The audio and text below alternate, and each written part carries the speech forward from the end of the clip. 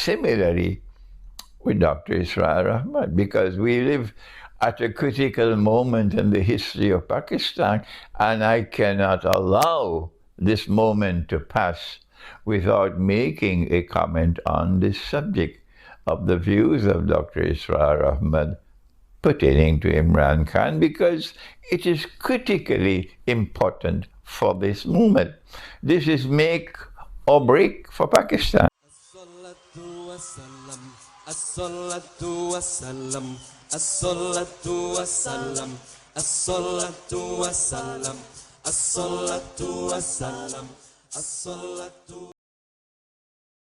Bismillahir Rahmanir Rahim, nahmaduhu wa nusalli ala rasulihil kareem. We begin with Allah's blessed name. We praise Him and we glorify Him as He ought to be praised and glorified. And we pray for peace and for blessings on all His noble messengers, in particular the last of them all, the blessed Prophet Muhammad, Sallallahu ta'ala alayhi wa sallam, as I greet you today on the 9th day of the month of Shawwal, in the year 1444, here from my daughter's home in Sheffield in Britain with Assalamu alaikum wa rahmatullahi wa barakatuh. The last time I recorded a video was on the 3rd or the 2nd of April. It was in Dundee, in Scotland, on a video, because my student there in Dundee said, Sheikh, Pakistan is in a critical state, and can you record a video in support of Imran Khan? And I said, sure, I'll do that. And that video, as well as others before it, provoked significant comments, both for and against Imran Khan.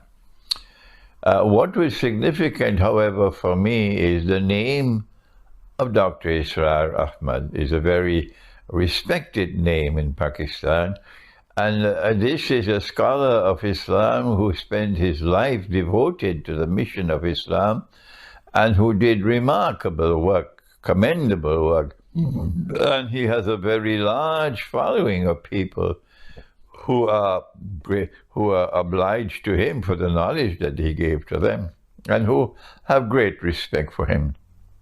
And I am one of them, because I even took the bay'ah and I became a member of the Tanzim Islami. I never regretted having done that. And up to this day, I recommend to people to go and join the Tanzim, because it's a wonderful organization.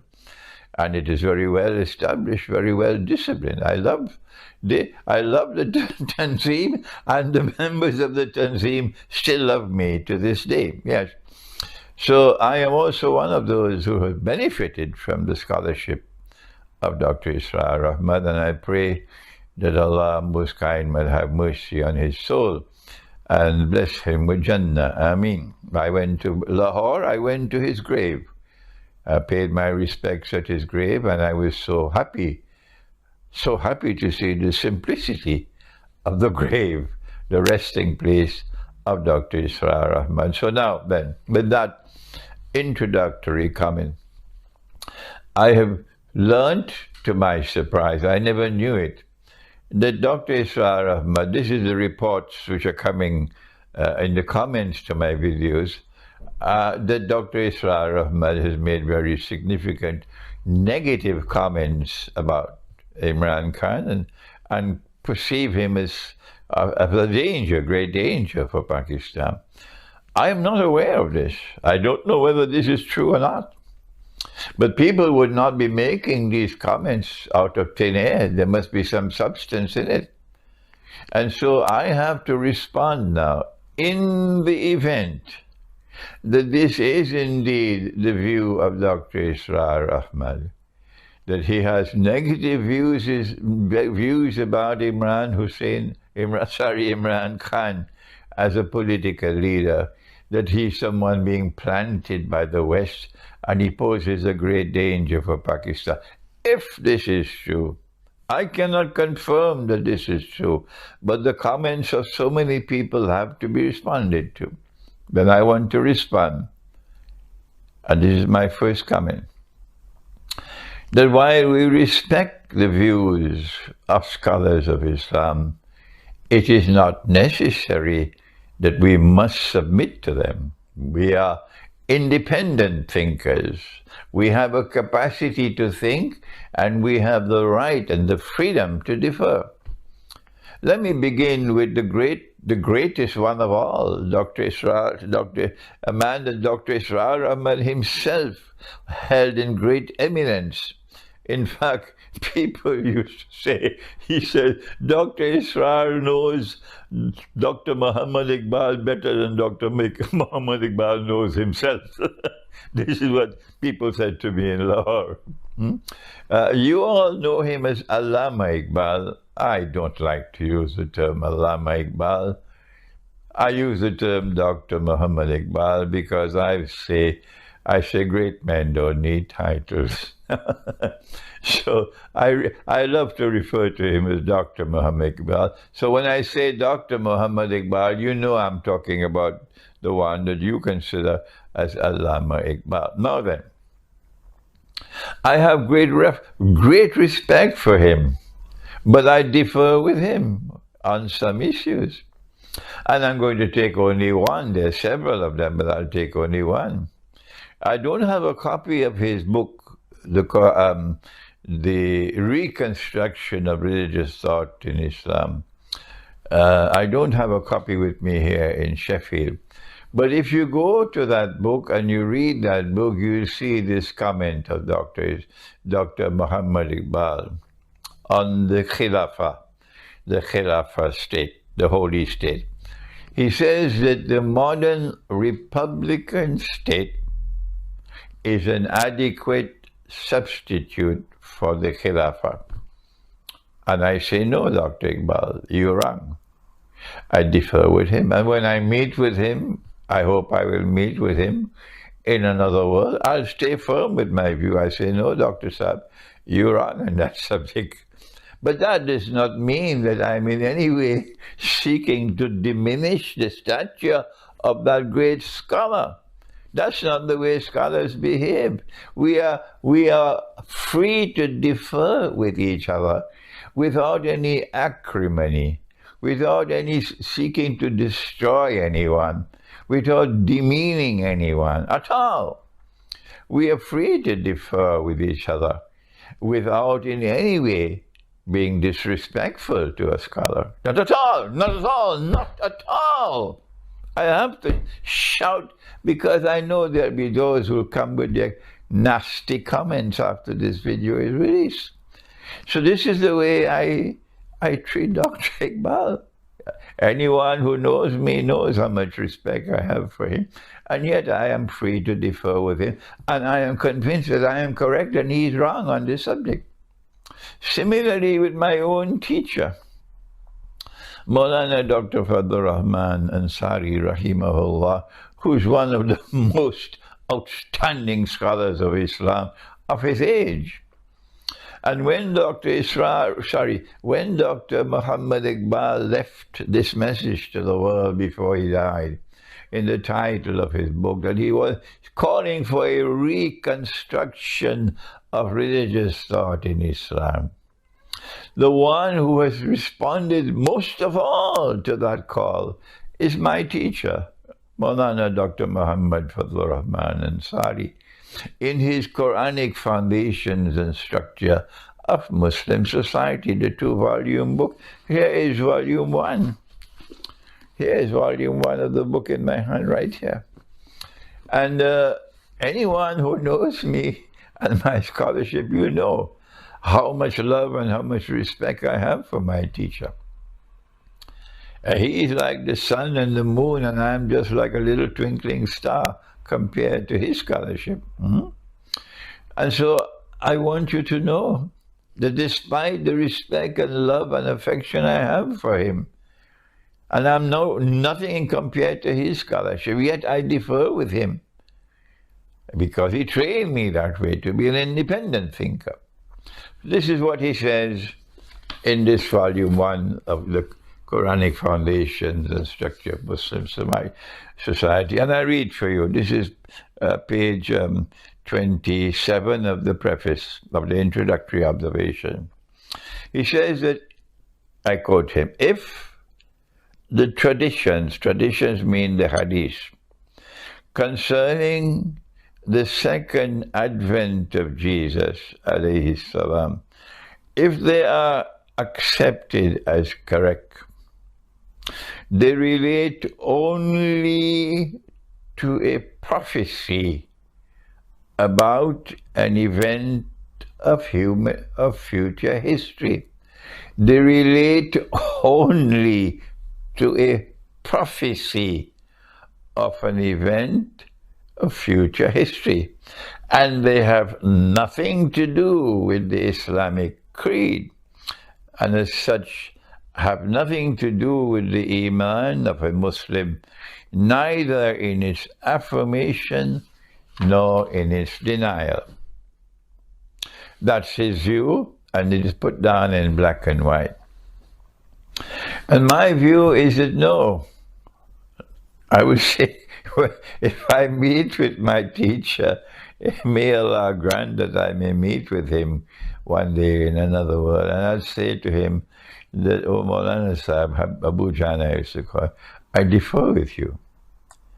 I believe that the advent, the return of Nabi Isa alayhi salam is not just a hadith, it's not just a prophecy of Prophet Muhammad alayhi salatu wasalam. Rather, it is firmly grounded in the Quran. This is what I'd say to him, okay?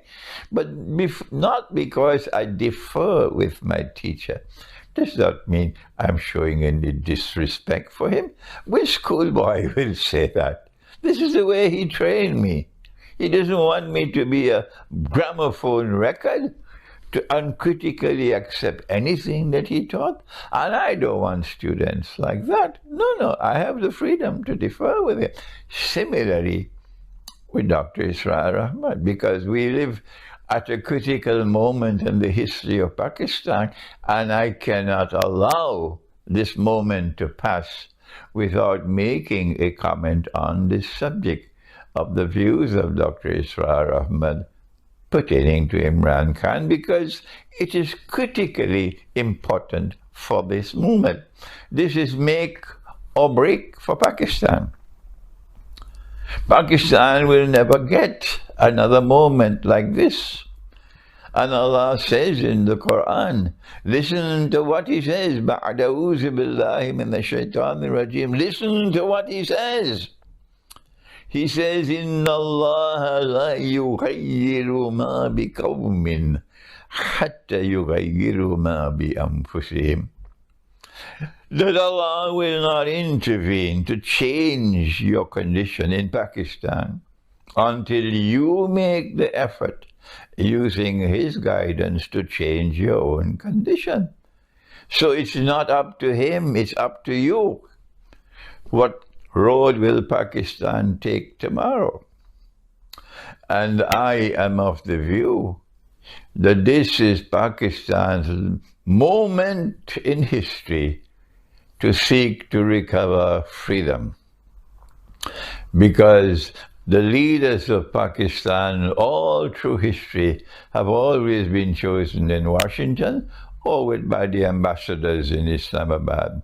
And any time that Pakistan had a leader who put Pakistan first and was prepared to resist Washington, they killed him. And perhaps we say it's a miracle that Imran Khan is still alive, because although he is not someone who's showing hostility for Washington, no, yet he's prepared to stand up and put Pakistan first rather than Washington first. Am I correct? Is that being hostile to Washington? To put Pakistan first rather than Washington first? Good. So,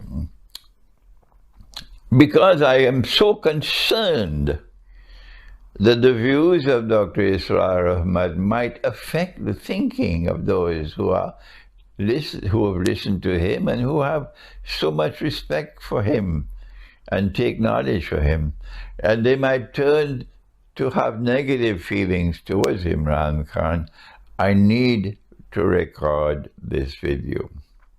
Not because that I'm going to express the views that I express about Dr. Israr Ahmed does not mean that I have any less respect for him.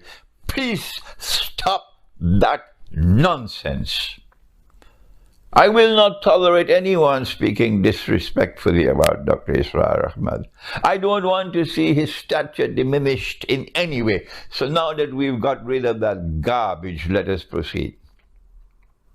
I'm sorry that I have to speak so harshly because I know what's coming. I know what's coming. I differ with Dr. Israr on this issue concerning Imran Khan and his role in this moment in the destiny of Pakistan. And you know my views now, and if those are his views, they are different from each other. But I differ with Dr. Israr Ahmed on several other issues. Since I have mentioned how I differ with Dr. Muhammad Iqbal, since I have mentioned how I differ with my own teacher, both of whom I love so much, do I not have the right to mention that I differ with Dr. Israr? Will you not allow me the freedom? What kind of people are you? You want to muzzle me? I was a member of the Tanzim. I took the bay'ah in 1996, perhaps, in Rawalpindi. He had so much affection for me when he met me in New York that he invited me to come to Rawalpindi to attend the Tanzim's annual convention. And while I was there attending the convention, I decided that I will join the Tanzim, and he was very happy with that. As soon as I joined the Tanzim Islami, I was welcomed with so much love and affection by the members. They loved me. I became very popular in the Tanzim. And Dr. Israr was constantly moving my profile higher and higher in the Tanzim, using me around the United States, for example. Whenever the Tanzim had any public session, I would be one of the frontline speakers. But then after a little while, we noticed that I was being kept back, that there was something which was bothering him. And then one day, in Lahore, he called me to a private session. And he gave me orders. And you know what the orders are because I have mentioned it in the past. He said to me, Imran, I am now ordering you as your Amir. You are prohibited from speaking and you are prohibited from writing on the subjects of Gog and Magog and the subjects of Dajjal, the false Messiah. And I rejected his order the moment it left his lips. But I continued to hold him in great respect and in affection. I rejected it because no man has authority over any other man in the world of knowledge. If I had obeyed those orders, then Jerusalem and the Quran would never have been written. And all my books on eschatology would never have been written. Why did he give that order? He gave that order because his views on Gog and Magog and on Dajjal differed from mine.